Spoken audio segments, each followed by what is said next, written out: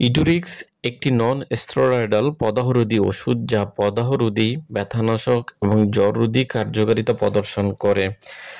Osteoarthritis, rheumatoid arthritis, অন্যান্য দীর্ঘমেয়াদী মাস্কুলোস্কেটাল ব্যাধি, তীব্র বাত, ডিসমেনোরিয়া, দাঁতের শল্য চিকিৎসাজনিত ব্যথা এবং প্রদাহ নিরাময়ে।